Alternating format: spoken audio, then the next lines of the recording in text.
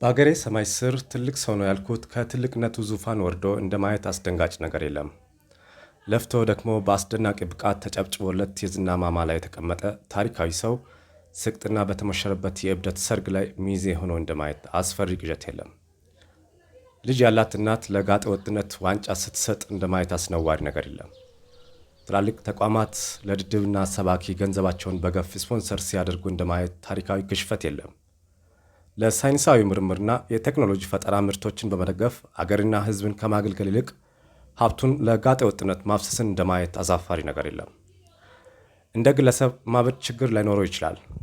እንደ ማህበረሰብ ግን ተሰብስቦ ማበድና ለዚያ እብደት ሀገራዊ እውቅና በይፋ መስጠት ለታዳጊ ትውልድ የእብደት ጥሪ ማቅረብ ስለሆነ ቀይ መስመር የታለፈበት አሳፋሪና አሰቃቂ ዘመን ላይ ስለመድረሳችን ያረጋገጠ እውነታ ነው። ከዚህ ጋር በተያያዘ ሰሞኑን በተከታታይነት ወደ እናንተ ሳደርስ በነበረው አንቲሶሻል ፐርሶናሊቲ ዲስኦርደር ምንነትና በማህበረሰቡ ስለሚያስከትለው ሁለንተናዊ ቀውስና ስለ መፍትሄው እያወራን ካቆምንበት እንጀምር። ይህ የመጨረሻው ክፍልም ነው። በስነ ልቦና ሳይንስ የዚህ በሽታ ሕክምና አማራጮች መካከል አንዱ ዲያሌክቲካል ቢሄቨራል ቴራፒ እንደሆነ ትላንት ጀምረን ነበር። በዲያሌክቲካል ቢሄቨራል ቴራፒ ውስጥ ደግሞ ስቶፕ ቴክኒክ የሚባል ነገር አለ። ስቶፕ የሚለው ቃሉ እያንዳንዱ ፊደላት የራሳቸው ትርጓሜ ያላቸው። አንደኛው በእስ ተወክሎ የሚጠራው ራሱ ስቶፕ የሚባል ነው። when you notice strong emotions consciously stop what you are doing ይሉታል። በእርግጥ ይህ ቴክኒክ ለስነ ልቦና ዲስኦርደር ላለባቸው ብቻ ሳይሆን ለማንኛውም ጤነኛ ሰው የሚጠቅም ዘዴ ነው። በአንዳች ስሜታዊነት ውስጥ ሆነን የምንወስዳቸው እርምጃዎችና ውሳኔዎች ብዙ ጊዜ መጨረሻቸው በጸጸት መሰቃየት ነው። ለዚህም ነው ቆም ብሎ ማሰብ የሚያስፈልገው። ባለሙያዎች ስሜታዊነትን ስለማቆም ጠቀሜታውን ሲያስረዱ This crucial pause creates a mental and emotional space to break the cycle of automatic reactions ይሉታል። ቀደም ብዬ በመግቢያ የጠቀስኳቸው የተከበሩ ሰዎች ይህን ቴክኒክ ተጠቅመው በጉዳዩ ቆም ብሎ ቢያስቡበት በእብደት ሙሽራ ሰርግ ላይ ሚዜ ከመሆን ቅሌት መትረፍ ይችሉ ነበር። ሁለተኛው ቴክኒክ በቲ ፊደል የሚወከል ነው። ቴክ ስቴፕ ባክ ይሉታል። አንዳንዶች ደግሞ ቴክ ዲፕ ብሪዝ ይሉታል። ይህ ብዙ ጊዜ በሜዲቴሽን ልምምድ ላይ የሚታወቅ በጣም ዝነኛ ቴክኒክ ነው። ቴክ ዴሊብሬት ማይንድፉል ብሪዝ ይሉትና ሲቀጥሉም ፎከሲንግ ኦን ዘ ሴንሴሽን ኦፍ ኢንሄሊንግ ኤንድ ኤክስሄሊንግ ግራውንድስ ዩ ኢን ዘ ፕሬዘንት ሞመንት ኤንድ ሄልፕስ ቱ ካልም ዩር ነርቨስ ሲስተም ይላሉ። ብዙ ጊዜ ድካም ሲሰማን በደመነፍስም ቢሆን ብለን በረዥሙ ስንተነፍስ የሆነ ነገር ቅልል ይለን ይላል። ለጥቂት ደቂቃዎች በጀርባችን ተኝተን ወይም ጸጥ ያለ ስፍራ ላይ ቁጭ ብለን አይኖቻችንን ጨፍነን ንጹህ አየር በደንብ ሳብ አድርገን ካርቦን ዳይኦክሳይድ ቀስ እያለ የማስወጣት ልምምድ መላ አካላቶቻችንን ዘና የማድረግና አእምሯዊ እረፍት የመስጠት ትልቅ ኃይል አለው። ሶስተኛው ቴክኒክ በኦ ፊደል የሚወከል ነው። ኦብዘርቭ ይላሉ።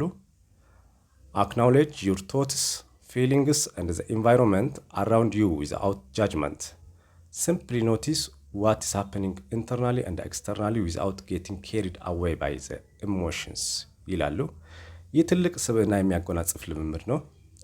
በዙሪያችን እየሆነ ያለ ነገር ምንድን ነው? በማህበራዊ ሚዲያ ውስጥ ያለ የነውጥ ማዕበል ወዴት እየወሰድን ነው? ለዚህ ነገር በግለሰብ ደረጃ ምላሽ እየሰጠ ያለሁት እንዴት ነው? ይህ ጉዳይ ትዳሬን፣ ቤተሰቤና ሀገሬን በምን አይነት ተጽዕኖ ስር እየከተተ ነው? መፍትሄውስ ምንድን ነው? የሚሉ ጥያቄዎች ጤነኛ ምላሽ የሚያገኙት አንድ ሰው በከፍተኛ መረጋጋት ውስጥ በጥልቀት ሲያስብበት ነውና ይህን ለማድረግ የስቶፕ ቴክኒክ ሁነኛ ምርጥ ልምምድ ነው። አራተኛው በፒ ፊደል የተወከለው ነው። ፕሮሲድ ማይንድፉል ይሉታል። This step encourages thoughtful decision making even in challenging circumstances ይላሉ። የአንድ ትልቅ መድረክ ትልቅነቱ የምንለካው ፈንድ በተደረገለት የገንዘብ ማዕት ብቻ አይደለም። የመድረኩ ዓላማ ትልቅነት ነው ትልቅ የሚያደርገው። ዛሬ ያዘጋጀው የእብደት መድረክ በመሰሎች ስለተጨበጨበ ጤነኛና ትልቅ መድረክ መስሎ ልታይ ይችል ይሆናል። ነገር ግን ነገ የነቃ ትውልድ ደርሶ ሲያየው አባቶቻችን እብድ ነበሩ እንደ ብለው የሚያፍሩበት መድረክ እንደሚሆን አትጠራጠር። በእርግጥ አሁንም እንዲህ የሚሉ ብዙ ሰዎች አሉ። እያንዳንዱ ድርጊት ከስሜ ጋር በታሪክ በሚጻፍበት ዘመናዊ ዘመን ላይ ነን ያለ ነው። ምንም ማስተባበያ መስጠት አትችልም። አንተ የምትገኝበት መድረክ ለማህበረሰቡ፣ ለትውልድና በአጠቃላይ አገራዊ ፋይዳው ምን እንደሆነ መርምረ ነው መገኘት ያለብህ። አለዚያ ከታሪክ ተወቃሽነት አታመልጥም። ለዚህም ነው የዚህ ቴክኒክ ማሰሪያው ቶትፉል ዲሲሽን ሜኪንግ የሚለን። ቃሉ ላይም ብርሃን ከጨለማ ጋር ምን ህብረት አለው ይላል። በጥልቀት የታሰበበት ውሳኔ ነው ከጨለማ ጋር ህብረት እንዳይኖር የሚያደርገው። በዚህ ዘመን እንደ ስቅጥና ያለ ድቅድቅ ጨለማ የለም። ውድ የዮናዳ ሚዲያ ዩቲዩብ ቻናል ተከታታዮች ለዛሬ ያዘጋጀውላችሁ ይህን ይመስላል። በቀጣዩ በሌላ ፕሮግራም እስክንገናኝ በቸር ቆዩልኝ። አመሰግናለሁ። ቻው